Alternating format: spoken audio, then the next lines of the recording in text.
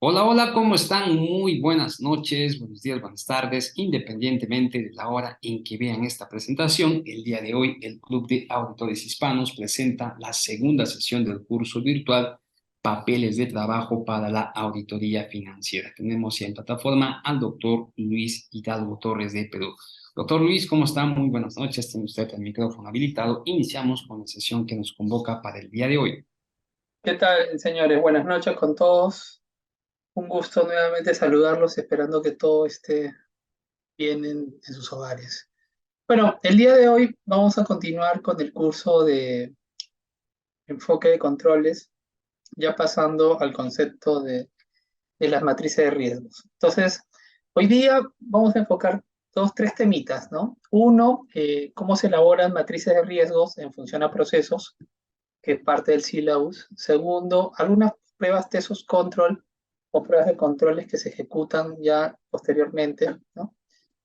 Y un concepto teórico que siempre es bueno evaluar y ver. Entonces, voy a mostrarles eh, ya matrices de controles ya elaboradas, ¿no? Por procesos, obviamente, para que lo puedan ver, ¿ya? Eh, y lo voy a proyectar. No sé si están viendo la pantalla, estimados alumnos. ¿Me confirman?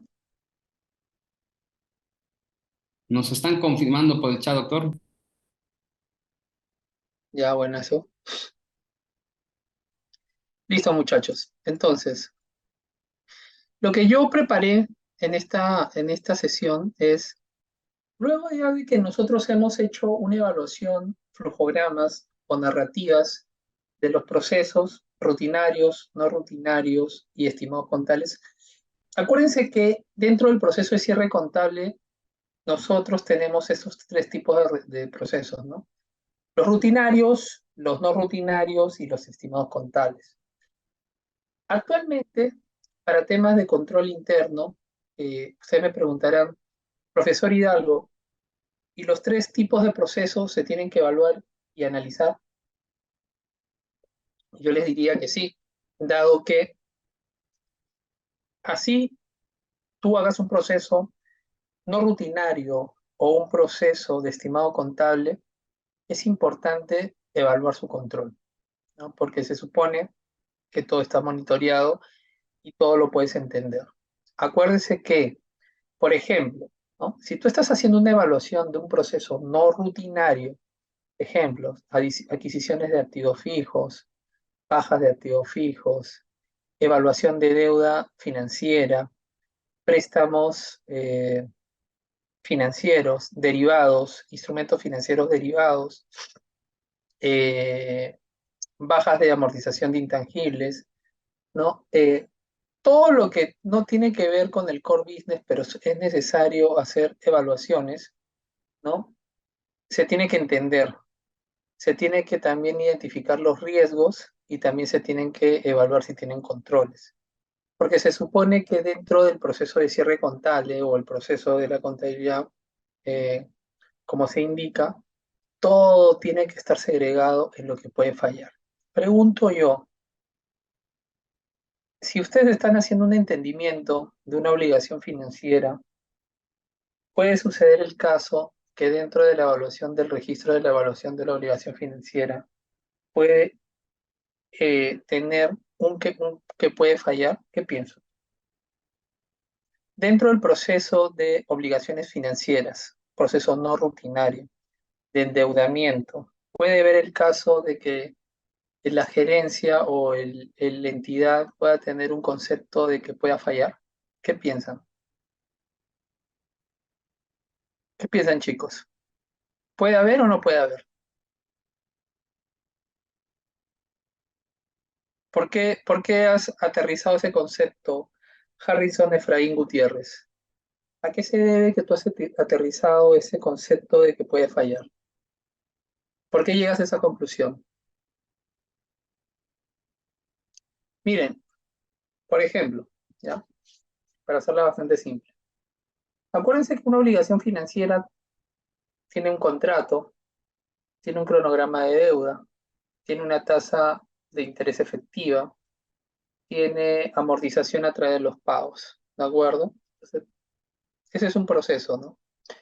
También para el tema de las obligaciones financieras hay escalas de aprobaciones o cómo lo realizan, si están dentro de las fuentes de financiamiento que la compañía establezca, entre otras consideraciones, ¿de acuerdo? Ya.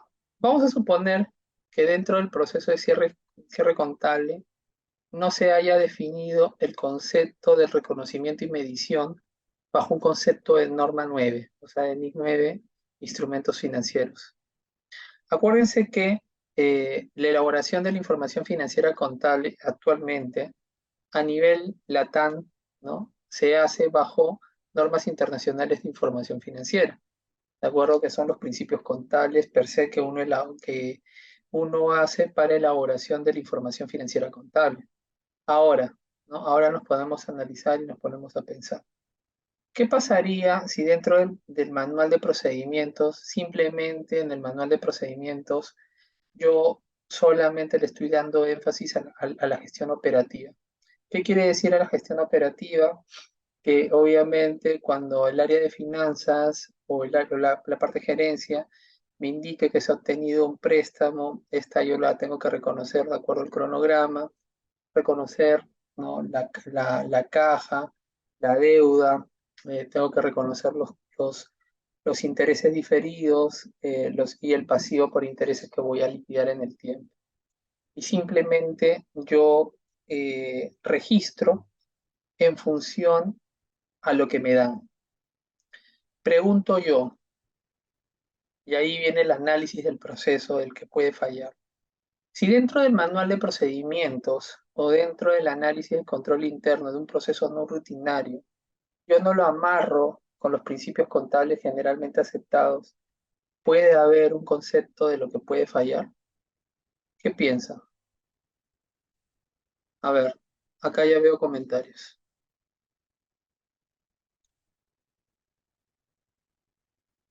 Cierro esto ya. Todos dicen sí, pero ¿en base a qué se fundamenta? ¿Qué podría fallar dentro del proceso, estimados colegas, estimados alumnos? Lo primero que podría fallar es que de repente no lo estoy haciendo de acuerdo a la norma contable, ¿no? Porque la norma contable no es tan básica, ¿no? Simplemente la norma contable no solamente te dice, tú tienes una deuda financiera, reconoces la caja, reconoces la deuda, reconoces el interés diferido, reconoces el capital y reconoces el pasivo por interés diferido. No, la norma no es tan básica. La norma contable también te dice que tú tienes que reconocer y medir las obligaciones financieras o los pasivos financieros utilizando y evaluando los costos de transacción, que es el costo amortizado. Evaluar si dentro de la deuda hay costos transaccionales, que luego tienes que determinar la tasa interna de rendimiento, o la TIR, o la tasa de interés efectiva, para reconocer correctamente tanto la obligación que estás obteniendo como consecuencia de una obligación financiera. Si dentro del proceso, ¿ya? Si dentro del proceso contable no se establece o no está amarrado el concepto operativo, ¿de acuerdo? El concepto de registro amarrado a la política contable, desde allá ya está el proceso mal elaborado o tiene una gran falencia, ¿no? De control interno. Porque se supone que el control interno no solamente abarca el concepto operativo, estamos hablando de un proceso no rutinario importante, que es deuda financiera. Entonces, si dentro del procedimiento no establecemos o no marcamos también los conceptos o principios contables que amarran a la transacción, obviamente desde allá se puede decir que hay un gran fallo. ¿Por qué?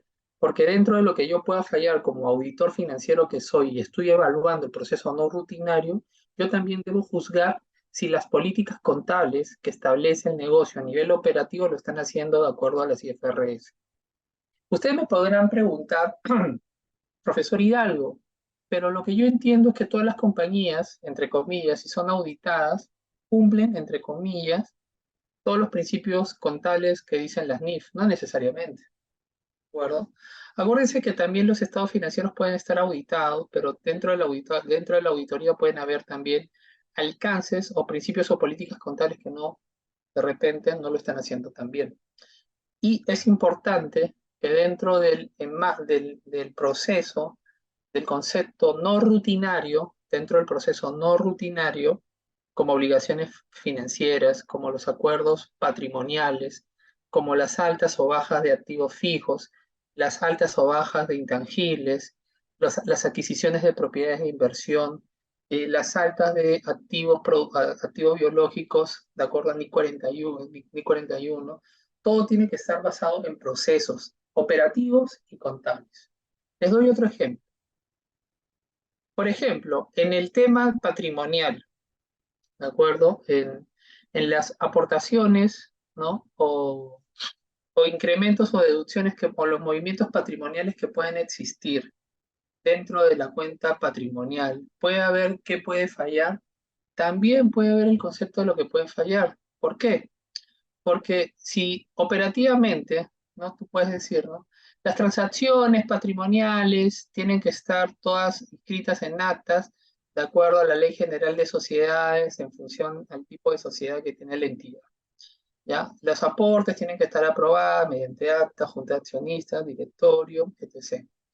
¿No? Entonces tú eres escéptico, tú eres auditor financiero, tú estás evaluando el control interno. Entonces, la idea también es hacer cuestionamientos del proceso a través de análisis operativo y también análisis contable. Entonces, desde el punto de vista de un proceso, tú puedes también juzgar, ¿no? o analizar el concepto patrimonial indicando, oye, dentro de tus procesos de aumentos o disminuciones o movimientos patrimoniales que tú establezcas como registros, ¿te has puesto a pensar que estableces políticas sobre otros resultados integrales? ¿Tienes dentro de tus procedimientos cómo se registran otros resultados integrales? Profesor, ¿y qué es eso? Los otros resultados integrales son ganancias o pérdidas que todavía no se ejecutan o no realizan y están amarradas a las NIF, a las normas contables. Ejemplo, tú tienes procedimientos para cómo se debe registrar los excedentes de revaluación. Tú tienes procedimientos de cómo se tienen que aplicar los excedentes de revaluación de acuerdo a la norma 16 y norma 36, ¿no? Tú tienes procedimientos sobre cómo se tienen que dar de baja los excedentes de revaluación sobre activos que se realizan. Eso es un ejemplo. También yo te podría decir, dentro de tus procedimientos, en caso tú tengas inversiones con efectos resultados con variación a otros resultados integrales, antes llamadas inversiones disponibles para la venta, tienes procedimientos donde establezcas cómo la NIF 9 te dice que tienes que tener un modelo de negocio, cuáles son los tipos de inversiones que tienes que registrar con efecto AORI, cómo se tienen que aplicar los impuestos diferidos relacionados a estas inversiones. También podrían haber, ¿no? Oye, ¿cómo se sustentan los otros resultados integrales denominados o realizados a los conceptos derivados como forward, swaps, cross-currency y swaps? ¿Cómo se reconocen los otros resultados integrales? Y si dentro del procedimiento, ¿de acuerdo? Que pueden hacer, como no pueden hacer, no se establecen dentro de los manuales de organizaciones, entonces también desde ya el procedimiento está débil y obviamente se tendrían que establecer lineamientos, ¿de acuerdo? Sobre concepto de ORI. Hay muchas entidades, valgan verdades, que la tienen clara cómo hacer o qué son otros conceptos de otros resultados integrales o procesos no rutinarios.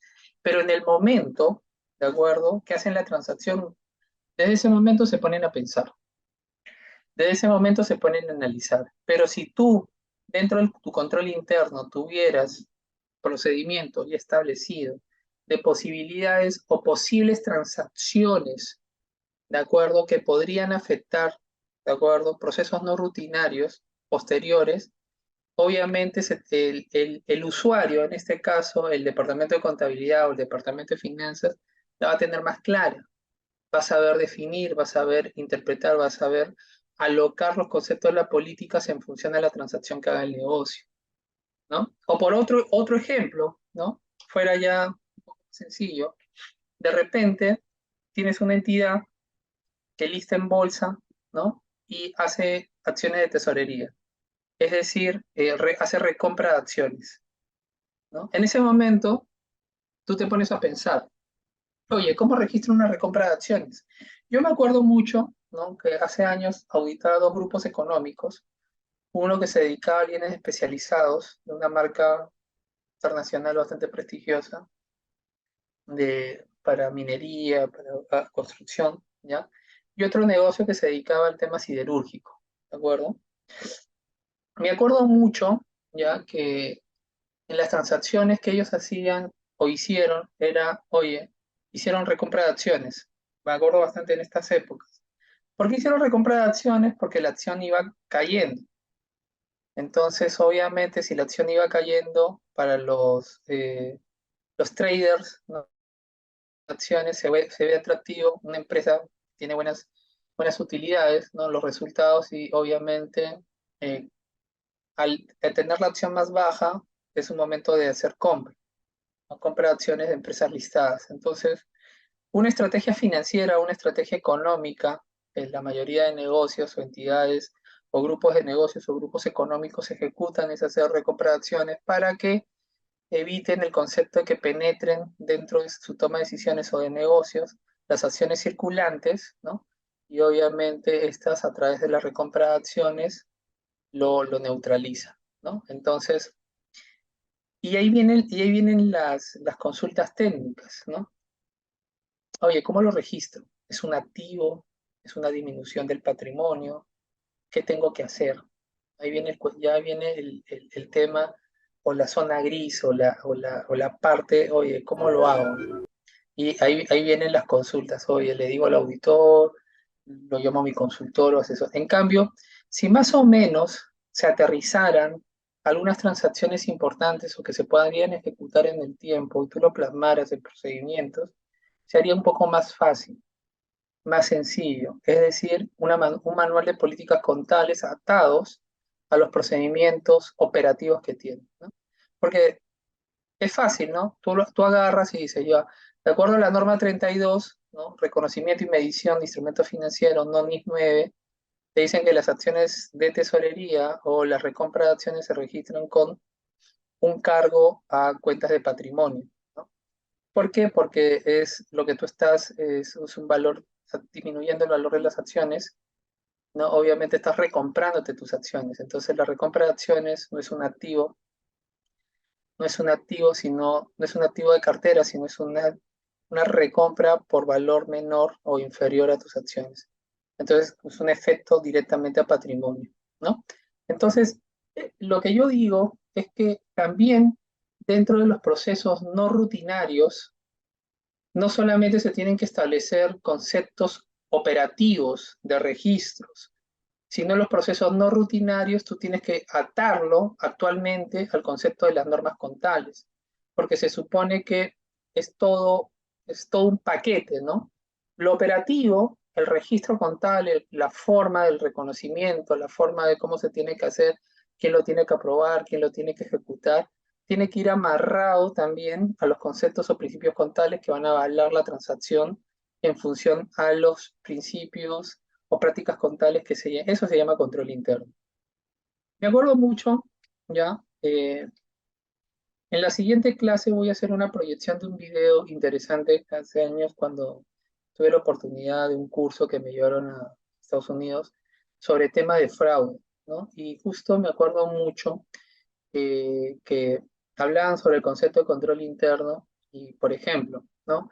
Era una empresa gigante que quebró, lamentablemente, que evadían, ¿de acuerdo? Evadían o hacían transacciones, ¿de acuerdo?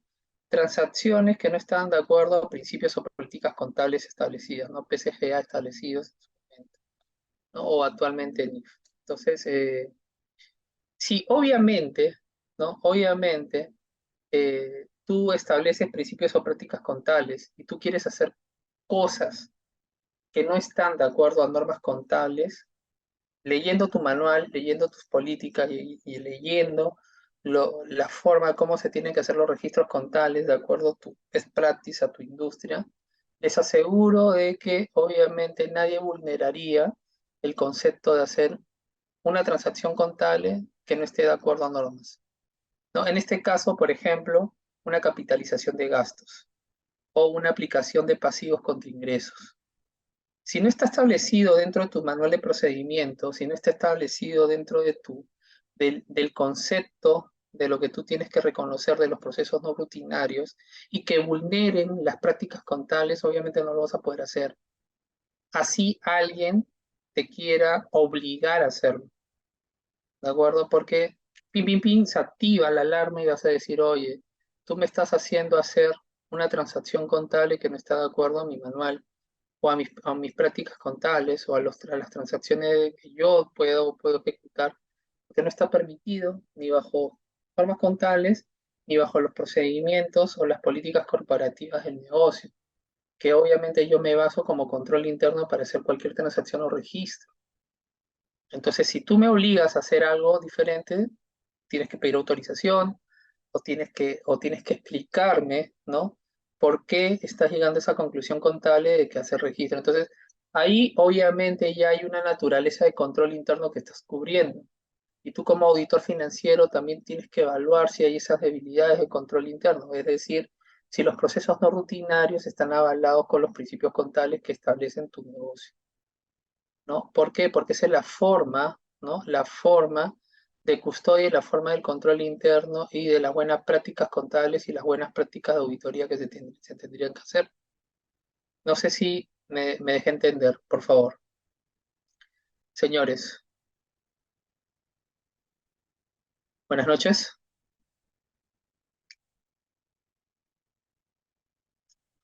Edu, buenas noches. La escuchamos, ¿Alguna, doctor, fuerte y claro. Adelante, alguna por favor. pregunta o alguna duda, por favor? Bueno, entonces vamos a ver esta matriz de controles, ¿de acuerdo? Estos what could go wrong en función a procesos, ¿ya? Se supone que acá yo ya les he hecho el listado de lo que puede fallar, de todo lo que puede fallar en función a los procesos, ¿no? Si bien es cierto, ya la clase pasada les hice hacer navegamos, ¿no? Sobre un proceso ya establecido, pero acá ya hay ya algo más concreto, que son todos los procesos rutinarios, ¿no? Que existen y que pueden haber dentro de una organización, ¿no? ¿No? Dentro de una organización y obviamente los procesos no rutinarios que podrían haber también en una organización. Y acá ya les establecí modelos de controles, ¿no? Que obviamente tendrían que amarrarse a los walk all go wrong. Entonces, lo que yo he querido hacer en esta clase es simplemente explicarles cada walk all go wrong, ¿ok? En función a la aserción y los controles mitigantes que podrían haber. Entonces, este working paper o esta matriz de controles a ustedes les servirán para que cuando hagan su proceso de auditoría financiera ya no partan de, de una nada, sino que ya tengan una base establecida de cuestionamientos y obviamente cuando comiencen a ejecutar su flujograma o su narrativa, ya tengan establecido lo que puede fallar, ¿no?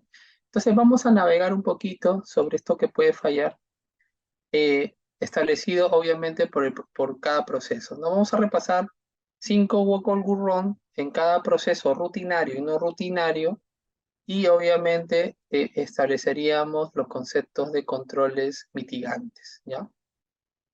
Como les comenté, dentro del control interno, el trabajo del auditor financiero es cuestionar, es obviamente dentro del proceso, dentro del entendimiento, dentro del proceso rutinario, dentro del riesgo del proceso, tú tienes que ir identificando lo que puede fallar. Y se supone que dentro de lo que puede fallar es lo que tú estás cuestionando, es lo que tú estás observando y automáticamente el cliente te tiene que dar respuesta, ¿de acuerdo? A lo que obviamente tiene como control manual preventivo detectivo para mitigar y dejarte tranquilo a ti como auditor financiero. Es importante indicar, ¿ya? Que los walk all go wrong, ¿ya? Son potenciales ajustes a la transacción, ¿de acuerdo? Y se supone que tú como auditor financiero lo que tú buscas es que estos walk all go wrong ¿de acuerdo? Estén atados a controles y que los controles